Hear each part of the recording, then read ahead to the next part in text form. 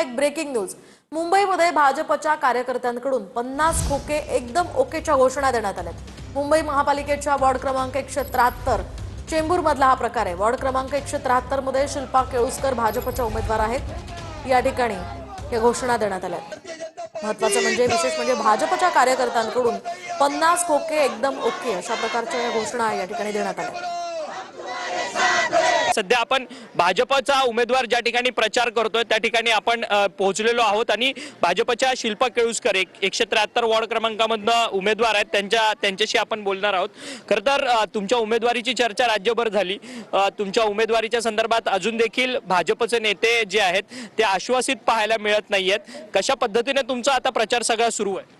प्रचार फार सुंदर सुरू आहे। मला पूर्ण प्रतीक्षा नगरच्या जनतेची साथ आहे, ते माझ्या मागे खंबीरपणे उभे आहे। आज एवढ्या उन्हातानामध्ये सुद्धा आम्ही सगळे फिरत आहोत। सगळ्या बिल्डिंगमधनं आम्हाला एकदम पॉझिटिव्ह रिस्पॉन्स आहे, त्यामुळे सर्व फार उत्तम आहे। तुमचा फॉर्म जो आहे तो चोरल्या प्रकरणामध्ये तुमच्यावरती आरोप देखील झाले, गुन्हा देखील दाखल करण्यात आलेला होता। बघा, जर तसं नसतं तर आज मी इथे उभी नसते। आज मी अधिकृत भाजपाची उमेदवार आहे। आज हा पट्टा माझ्या गळ्यामध्ये आहे। परंतु ज्या लोकांसोबत तुम्ही खांद्याला खांदा लावून गेल्या 2.5-3 वर्षांपासून काम करत होता या प्रभागामध्ये शिवसेनेच्या माजी नगरसेवकांबरोबर, त्यांचंच तुम्हाला आव्हान या ठिकाणी पाहायला मिळतं। धनुष्यबाण विरुद्ध कमळ हा सगळा नाही, त्यांना आपल्या एरियामधनं 12,000 वोट मिळाले आहेत। त्या वोटला बघून त्यांनी तिथून इथे उडी मारली आहे। 100% टीका करणार जर एखादा माजी नगरसेवक स्वतःच्या स्वार्थासाठी स्वतःचा पक्ष सोडून शेवटच्या 2 महिन्यामध्ये या ठिकाणी जर तिकीट केलेल्या कार्याची आमच्या केलेल्या कार्याची पोचपावती घ्यायसाठी उडी मारून येत असेल तर त्यासाठी आम्ही काय म्हणणार की हा पैशासाठी तिथे आला ना। 50 खोके एकदम ओके या सगळ्या टीकेवरती आता शिवसेनेकडनं काय प्रत्युत्तर दिलं जाणार हे देखील पाहणं तितकंच महत्त्वाचं ठरणार आहे। व्हिडिओ जर्नलिस्ट सिद्धेश नाईकसह अक्षय मंकणी, TV9 मराठी, मुंबई।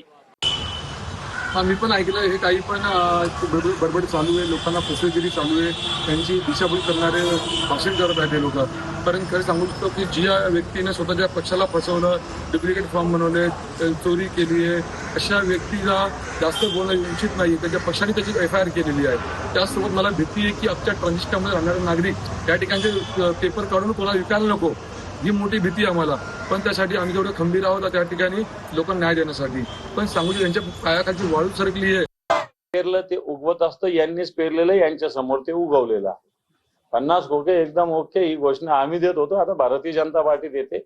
मधल्या काळामध्ये आमचे मराठवाडले हिंगोलीच्या आमदारांनी सुद्धा हीच घोषणा शिंदे गटाविषयी दिली होती, 50 खोके एकदम ओके। आता सुद्धा खोके शिवाय दुसरं कोणतंच काम चालू नाही। भाजपचं ते कोण महारथी त्यांचा शोध घ्यावा लागेल। बाबा, अशी घोषणा देण्या अगोदर एकदा देवेंद्र फडणवीस साहेबांना विचार, काय परिणाम आम्ही केला आमच्या बंडखोरीनंतर, आणि त्याचा परिणाम आज आपण जे सत्तेत आहोत ना त्याचं मूळ कारण ते आहे। म्हणून ह्याच्या घोषणा देण्यापूर्वी एकदा विचार, ज्यांनी घोषणा देण्याची सुरुवात केली होती ना ते आता ते घोषणा पण विसरलेत। आणि म्हणून जर असे एखाद्या कार्यकर्त्यांनी अशी जर काही घोषणा दिली असेल तर निश्चितच देवेंद्र फडणवीस साहेब त्याची दखल घेतील।